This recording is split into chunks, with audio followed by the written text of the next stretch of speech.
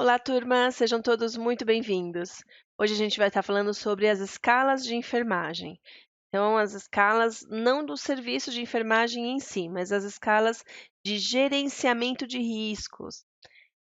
Então, aí outra escala que a gente vai estar avaliando, né, que a gente vai estar gerenciando, vamos dizer assim, é a escala de Norton. Escala de Norton é a escala que vai estar avaliando os riscos de lesão de pele, principalmente lesão por pressão, tá?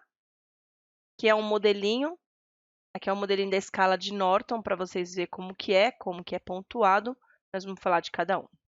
A escala de Norton foi criada em 62 por Doreen Norton. Então, a escala de Norton, quais são os critérios, né? Vai estar avaliando a condição física desse paciente, as condições mentais, as atividades, a mobilidade e a continência. Lembrando, mais uma vez, que nessa escala vai estar sendo avaliado o risco de lesão desse paciente, né? Então, quanto mais tempo esse paciente ficar ali paradinho, maior risco ele tem de desenvolver lesão. Porque o que ocasiona a lesão? Aquela pressão no tecido e a falta de oxigenação adequada, né?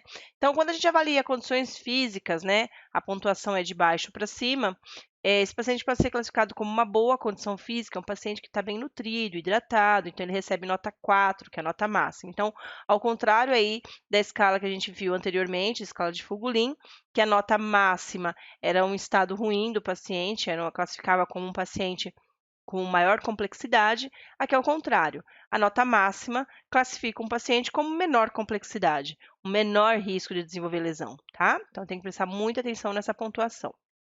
Então, condições físicas aí, se tiver boa, é dado nota 4, razoável, nota 3, ruim, nota 2, muito ruim, nota 1, e aí é colocado a nota que é de acordo com o estado do paciente.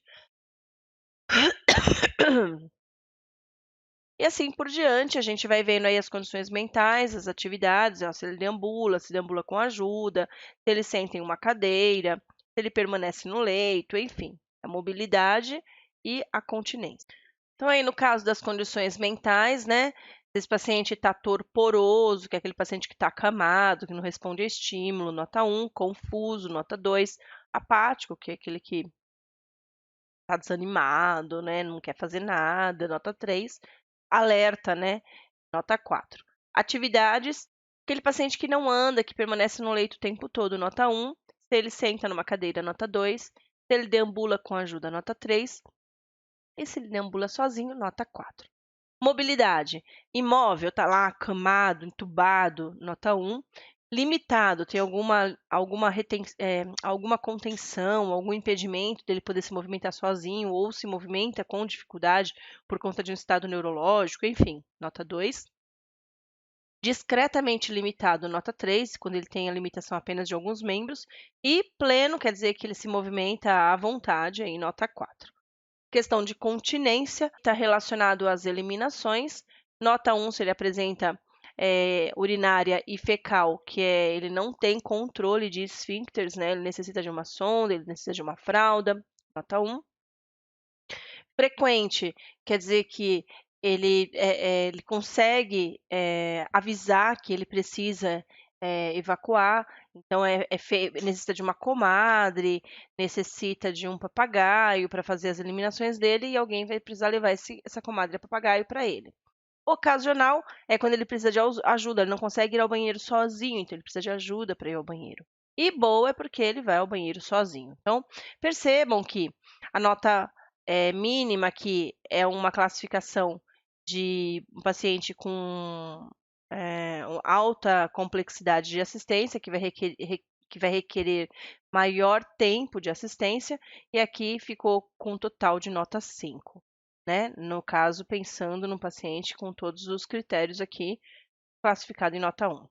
E aí, o paciente que está ótimo, que está considerado cuidados mínimos, vai dar 4 vezes 5, 20, nota 20.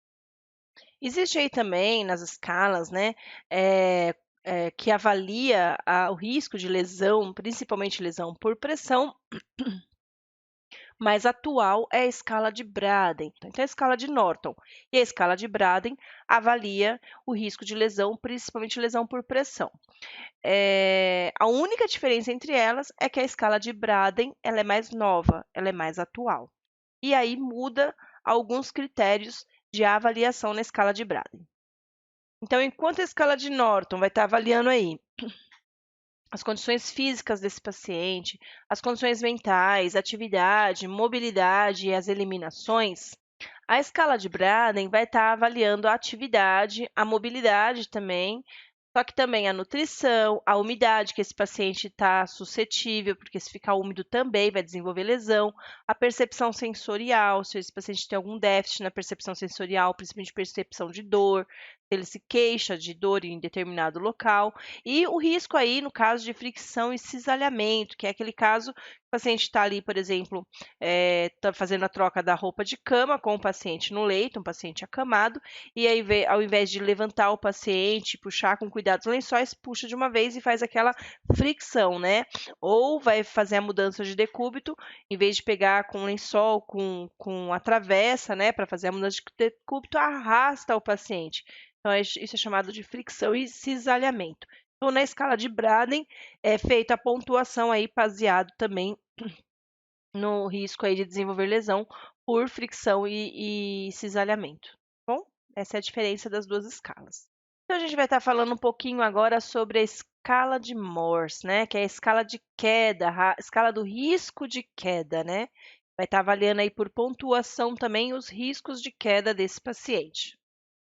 Essa escala foi criada em 2009 por Janice Morse, e o objetivo dela é identificar pacientes com risco de queda, como eu já falei, e classificar esses pacientes de modo a realizar a prevenção desse acontecimento, para que não ocorra queda. Então, vamos falar um pouquinho aí, conhecer um pouquinho a escala de Morse, né? Então, vai ser pontuado, assim como as outras escalas.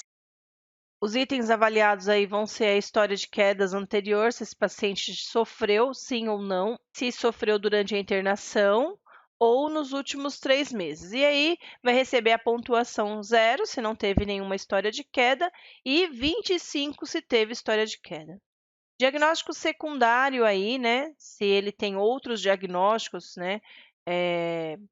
Relacionado a alguma comorbidade, né? Se sim, vai receber a nota 15, se não, 0. Se ele necessita de ajuda para caminhar, se não necessita de nenhuma ajuda, né? Se ele mas ele está acamado, em uso de cadeira de rodas, né? Ou se ele usa muletas, né? Bengala, ou se ele apoia no mobiliário para andar. Então, percebam, apesar daqui ser considerado um paciente de alta complexidade acamado, ele recebe nota 0, porque se ele está acamado, ele não se mexe, ele não tem risco de queda, ok? É considerado que ele não, aliás, ele tem risco de queda, mas ele não necessita de ajuda para caminhar, porque ele está acamado, então é pontuado como 0. E o paciente que usa muleta tem maior risco para cair, então é 15. E a paciente que anda se apoiando também tem maior risco ainda, por isso que é classificado aí com nota 30, tá? Paciente em uso de terapia intravenosa, se ele não usa nenhuma terapia intravenosa, nota 0. Se ele usa, nota 20, tá? Postura no andar e na transferência, né? Então, é normal, ou ele está acamado, imóvel aqui, nota 0. Se ele está debilitado, se ele depende de ajuda, né? Aí vai aumentando a pontuação.